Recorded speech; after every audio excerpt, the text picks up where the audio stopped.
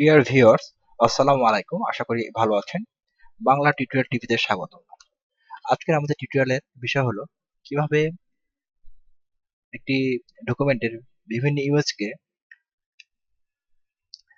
আমাদের যে selection tool রয়েছে, রেক্ট্যাঙ্গুলার মার্কি টুল, ইলিপ্টিক্যাল মার্কি টুল, এই যে সিলেকশন গুলো রয়েছে, এই সিলেকশনের যে আকার রয়েছে সেই আকার দিয়ে এই এক ডকুমেন্টের বিভিন্ন ইমেজকে একটি একটি করে আলাদাভাবে একটি লেয়ারে সেভ করা যায়। তো এখানে আমরা দেখতে পাচ্ছি যে রেক্ট্যাঙ্গুলার মার্কি টুল, আমি এখানে প্রথমে রেক্ট্যাঙ্গুলার মার্কি টুলটি নিয়ে নিলাম। যে নিউ সিলেকশন, এখানে নিউ সিলেকশন যে আইকনটা রয়েছে সেখানে ক্লিক করব। আর এখানে রয়েছে অ্যাড টু সিলেকশন, এখানে সাবস্ট্রাক্ট ফ্রম সিলেকশন, এখানে ইনসার্ট উইথ সিলেকশন। এখানে আমি নিউ সিলেকশনটা আমি চুজ করে দিলাম এই আইকনটা ক্লিক করে। যে নেক্সট সিলেকশনের সেটিং বারটা রয়েছে, সেটিং বারটা যখন সিলেকশনে আমি ক্লিক করব টুলে, তখন সিলেকশন টুলের যত সেটিং রয়েছে সেগুলো সেই বারটা চলে আসবে। এখানে মুভ টুলটা দিলে মুভ টুলের সেটিং বারটা চলে আসবে। আমি সিলেকশনটা ক্লিক করার সাথে সাথেই সিলেকশন টুলটা আমি যখন অ্যাক্টিভ করলাম তখন সিলেকশনের যে সেটিং বারটা সেটা চলে এসেছে।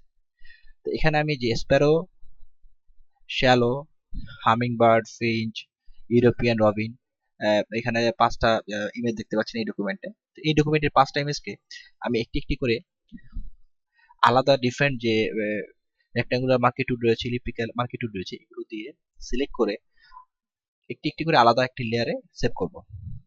তো এটা কিভাবে করা যায়, তা আমি প্রথমে এখানে যে স্প্যারোটা রয়েছে সেটাকে আমি মার্কি টুল দিয়ে এভাবে সিলেক্ট করলাম। মার্কি টুল দিয়ে এভাবে সিলেক্ট করার পরে এখানে আমার যে মূল এই যে ডকুমেন্টটা রয়েছে বা ইমেজটা রয়েছে সেটা আমি নিয়েছি একটি লেয়ারে, সেই লেয়ারটার নাম করে দিয়েছি বার্ড। বার্ড লেয়ারে এই ডকুমেন্টটা রয়েছে। তো আমি এই স্প্যারো যে বারটা রয়েছে সেটাকে আমি এভাবে মার্কি টুল দিয়ে রেক্ট্যাঙ্গুলার মার্কি টুল দিয়ে আমি এভাবে সিলেক্ট করলাম। সিলেক্ট করে কিবোর্ড থেকে কন্ট্রোল জি প্রেস করলাম। কিবোর্ড থেকে কন্ট্রোল জি প্রেস করে দেখলাম যে নতুন একটি লেয়ার তৈরি হয়ে গেছে। এখানে কি হলো, আমি বার্ড যে লেয়ারটা রয়েছে সেটাকে আমি ভিজিবিলিটি অফ করে দিচ্ছি। তো দেখা যাবে যে স্প্যারো যে বারটা ছিল সেটা আলাদা একটি লেয়ারে, অনলি স্প্যারোর যে ইমেজটা রয়েছে সেটা আলাদা একটি লেয়ারে কপি অ্যান্ড পেস্ট হয়েছে। তো আমরা ইচ্ছা করলে এখান থেকে স্প্যারো যে লেয়ারটা রয়েছে সেই লেয়ারটাকে ডাবল ক্লিক করে আমরা লেয়ার স্টাইল উইন্ডোটা নিয়ে আসতে পারি। নিয়ে এখান থেকে এটাকে আমরা আরো ডিফারেন্ট এডিটিং করতে পারি, যেমন স্টক দিতে পারি। স্টক দিলে চারপাশে স্টক চলে আসছে আপনারা দেখতে পাচ্ছেন। এখান থেকে আমরা ড্রপ শ্যাডো দিতে পারি। ড্রপ শ্যাডো দিয়ে এটাকে ব্যাকগ্রাউন্ড থেকে একটু আলাদা করে নিতে পারি। তো ইনার শ্যাডো দিতে পারি, ইনার শ্যাডো ফ্রেম আকারে চলে আসবে। স্টেন দিতে পারি, স্টেন দিলে এখানে উপরের কালারটা চেঞ্জ হবে, বিভিন্ন কালারের স্টেন দিতে পারি আমি এখান থেকে। তো এখানে স্টেন আমি দিব না। তো এভাবে আমরা স্প্যারো যে ইমেজটা রয়েছে সেটা আমরা মেইন ইমেজ থেকে আলাদা করে ফেললাম। তো এখানে মেইন আমি পুনরায় পূর্বের ইমেজটা চলে যাই। সম্পূর্ণ যে ডকুমেন্টের ইমেজটা স্প্যারো, শ্যালো, এই পাঁচটা বার্ড রয়েছে। এখানে আমি প্রথমে স্প্যারোটাকে রেক্ট্যাঙ্গুলার মার্কি টুল দিয়ে আমি আলাদা একটি লেয়ারে সেভ করলাম। এখন আরেকটি ব্যাপার, এখানে যে লেয়ার ওয়ানে যে স্প্যারোটা গেল সেটা কিন্তু অনলি একটা ট্রান্সপারেন্ট লেয়ারে কপি পেস্ট হয়েছে বা সেভ হয়েছে। এখান থেকে আমরা ইচ্ছা করে এটাকে এডিটিং করে এটাকে আমরা বিভিন্ন লোগো হিসেবে ব্যবহার করতে পারি, অথবা ট্রান্সপারেন্ট হিসেবে সেভ করে ওয়েবের জন্য আমরা এটা ব্যবহার করতে পারি। তো এখন আমি রেক্টাঙ্গুলার দিয়ে আমি দেখালাম কিভাবে এটাকে ইয়ে করা যায়। এটাকে আমরা ইচ্ছা করে ট্রান্সফর্ম করতে পারি, কন্ট্রোল টি প্রেস করে কিবোর্ড থেকে ট্রান্সফর্ম টু অ্যাক্টিভ করে এভাবে এটাকে আমরা ছোট বড় করে নিতে পারি ট্রান্সফর্ম করে। ছোট করে এখানে আমি রেখে দিলাম, জাস্ট আমি একটা স্ট্রোক দিয়ে দিই।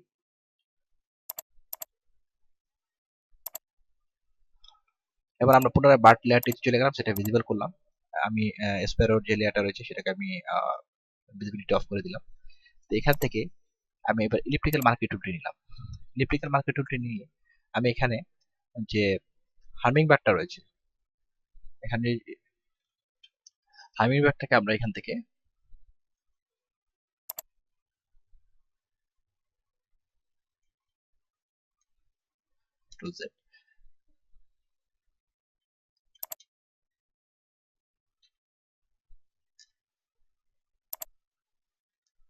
কিবোর্ড থেকে যদি শিফট কি প্রেস করে করি এই তাহলে যে আমাদের যে সার্কেলটা রয়েছে এখানে যে এলিপ্টিক্যাল মার্কি টুলের যে সার্কেলটা রয়েছে সার্কেলটা একদম নিখুঁতভাবে একটা সুন্দর সার্কেল হবে।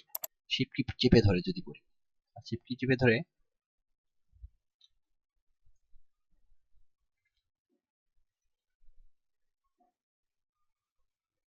শিফট কি চেপে ধরলে সুন্দর একটা সার্কেল হবে।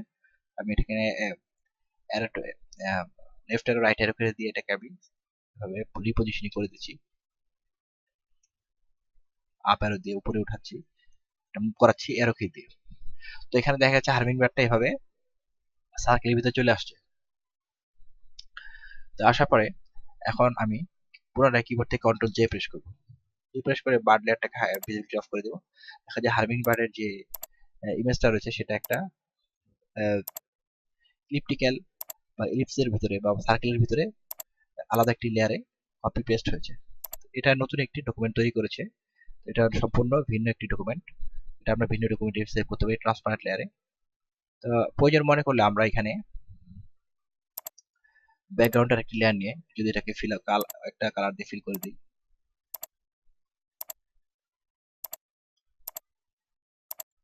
দেখতে পাবো যে ডিফারেন্ট আলাদা একটা ইফেক্ট তৈরি হয়েছে। অর্থাৎ ব্যাকগ্রাউন্ডটা ট্রান্সপারেন্ট ছিল সেটাকে আমরা কালারফুল করে ফেলেছি, যার ফলে এখন সবুজের ব্যাকগ্রাউন্ডে ভিতরে একটা সার্কেলের ভিতরে আমরা হারমিনেট দেখতে পাচ্ছি।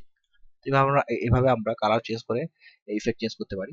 এটা ডাবল ক্লিক করে আমরা যে কালার গ্রেডিয়েন্ট ওভারলে দিই, সরি স্ট্রোক আঁকি, তাহলে স্ট্রোক দেখা যাচ্ছে স্ট্রোক কালার আমি চেঞ্জ করে দিয়ে দিতে পারি, যে কোনো কালার দিতে পারি আপনার ইচ্ছা মতো, ইনসাইড করে দিই। সুন্দর একটা লোগো তৈরি হয়ে গেল হার্মিং বার্ডের। দেন ওকে। তো এভাবে আমরা ইলিপস এবং ইলিপ্টিক্যাল মার্কি টুল এবং রেক্ট্যাঙ্গুলার মার্কি টুল দিয়ে একটা একটি সম্পূর্ণ ডকুমেন্ট থেকে বিভিন্ন ছবি আলাদা আলাদা ভাবে নতুন নতুন ডকুমেন্টে সেভ করতে পারি এডিটিং করে। তো এখানে গেল সিলেকশন টুল দিয়ে ডকুমেন্ট আলাদা, একটি ডকুমেন্ট থেকে বিভিন্ন ইমেজকে একটি একটি করে আলাদাভাবে নতুন ডকুমেন্টে সেভ করা। এখন আমি এই কাজটি করব ল্যাসো টুল দিয়ে। ল্যাসো টুল দিয়ে কিভাবে করতে পারি কাজটা আমরা দেখবো এখন। আমরা বার্ড যে লেয়ারটি রয়েছে, মূল যে বার্ড লেয়ারের ইমেজটা, সেটাকে আমরা এভাবে অ্যাক্টিভ করলাম। অ্যাক্টিভ করে এখানে আমি যে ইউরোপিয়ান রবিনটা রয়েছে সেটাকে আমি এখানে সেভ করব। এখন আমি যে টুলটা নিয়েছি ল্যাসো টুল দিয়ে আপনারা জানেন যে সিলেকশন আঁকা যায়। তাই আমি আপনার ইচ্ছা মতো সিলেকশন আঁকবো এখানে।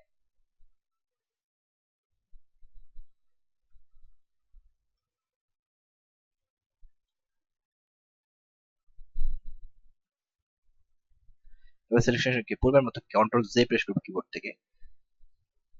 কন্ট্রোল জে প্রেস করার সাথে সাথে দেখা গেল আমাদের যে ইউরোপিয়ান রবিনটা রয়েছে সেটা আলাদা একটি নতুন লেয়ারে কপি পেস্ট হয়েছে। অর্থাৎ তাদের যে একত্রিত যে ইমেজগুলো ছিল সেটা থেকে আলাদা একটি নতুন লেয়ারে সেটা কপি পেস্ট হয়েছে। এখন এখান থেকে এটাকে আমি পূর্বের মতোই নতুন একটি ডকুমেন্টে সেভ করতে পারি ইন্ডিভিজুয়াল ভাবে, এভাবে এককভাবে। এটাকে আমরা ডাবল ক্লিক করে লেয়ার স্টাইল নিয়ে এসে স্ট্রোক দিতে পারি, ইনসাইড করে দিই। তো স্ট্রোকের কালারটা এখান থেকে চেঞ্জ করা যায়। সবকিছু পূর্বের মতোই, জাস্ট এখানে আমরা যে ব্যাপারটা দেখাচ্ছি সেটা হলো বিভিন্ন টুল দিয়ে কিভাবে একটি ইমেজ থেকে আলাদা আলাদা ভাবে ইমেজকে নতুন নতুন ডকুমেন্টে সেভ করা যায়। তো এটাকেও ট্রান্সফর্ম করতে পারবো আমরা কন্ট্রোল টি প্রেস করে, যদি আমরা ট্রান্সফর্ম টুল অ্যাক্টিভ করে এখানে যদি এভাবে ড্র্যাগ করি তো এটাকে আমরা ট্রান্সফর্ম করে ছোট বড় করতে পারি বা বিভিন্ন রিপোজিশনিং করতে পারি।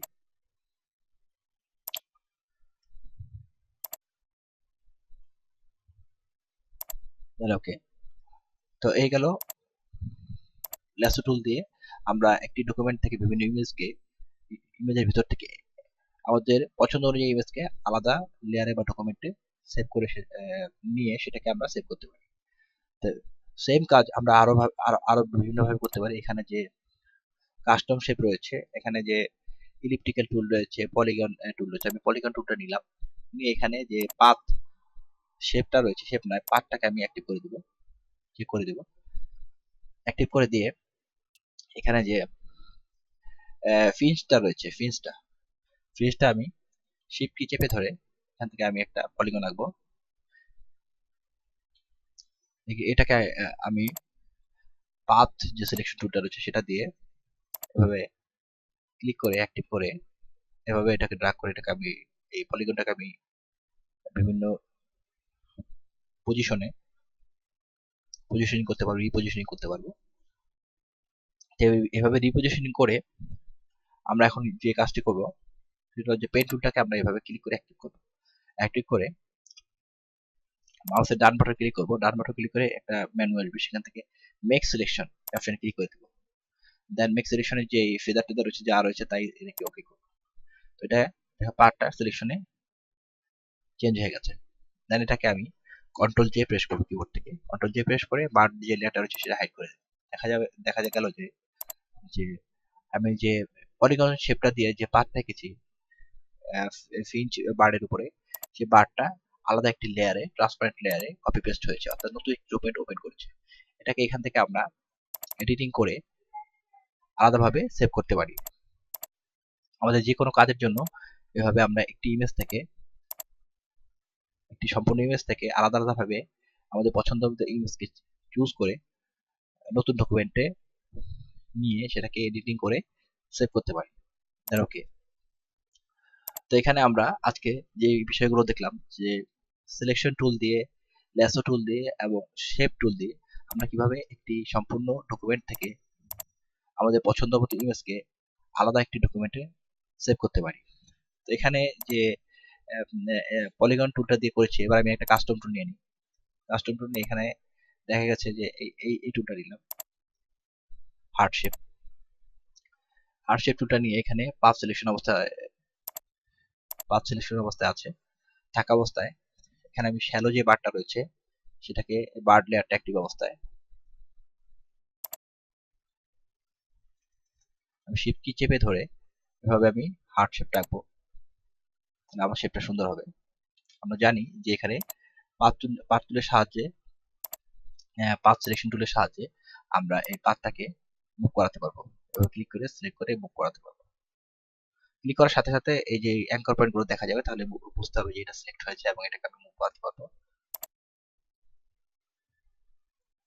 সেটা হলো পাথ সিলেকশন টুল দিয়ে। তো এভাবে আমি এটাকে বিভিন্ন আমার কাঙ্ক্ষিত পজিশনে সেট করে মাউসের ডান বাটন ক্লিক করলে যে ড্রপ ডাউন মেনুটা আসবে, সেখান থেকে মেক সিলেকশনটা অ্যাক্টিভ করে দেবো। অ্যাক্টিভ করে মেক সিলেকশনের যে যাবতীয় সেটিং রয়েছে সেটাকে ওকে করে দেবো। ওকে করে দিলেই এখানে একটা সিলেকশন তৈরি হবে। দেন কন্ট্রোল জে প্রেস করবো কিবোর্ড থেকে একসাথে। কন্ট্রোল জে প্রেস করার সাথে সাথে বার লেয়ারটাকে হাইড করে দেখবো যে এখানে আলাদা একটি ট্রান্সপারেন্ট লেয়ারে সেই শ্যালো বারটা এককভাবে কপি পেস্ট হয়েছে, অর্থাৎ একটা নতুন ডকুমেন্ট ওপেন করেছে। এখান থেকে এটাকে আমি এডিটিং করে এককভাবে সেভ করতে পারবো।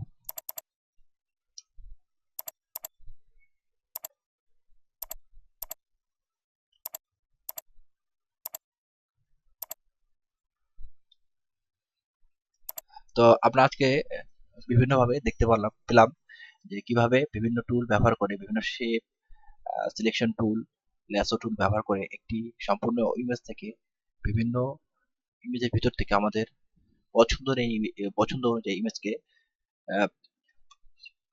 কপি পেস্ট করে সেটাকে আমরা এডিটিং করে ট্রান্সপারেন্ট লেয়ারে অথবা ব্যাকগ্রাউন্ডে যে কোনো কালার দিয়ে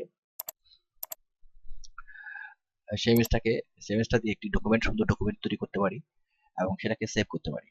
এখানে আমি লেয়ার 3 যে কালারটা রয়েছে সেটাকে আমি চেঞ্জ করে দিই। আমার পছন্দ মতো যে কোনো কালার এখান থেকে আমরা চুজ করে আমরা চেঞ্জ করতে পারি। তো আশা করি আপনাদের কাছে এই টিউটোরিয়ালটি ভালো লাগবে এবং আপনারা প্র্যাকটিস করবেন। ভবিষ্যতে নতুন নতুন টিউটোরিয়াল নিয়ে আমি বাংলা টিউটোরিয়াল টিভির মাধ্যমে আপনাদের সামনে হাজির হব। বাংলা টিউটোরিয়াল টিভিকে অবশ্যই লাইক এবং সাবস্ক্রাইব করবেন। কোনো প্রশ্ন থাকলে কমেন্ট বক্সে কমেন্ট করে জানাবেন। ধন্যবাদ।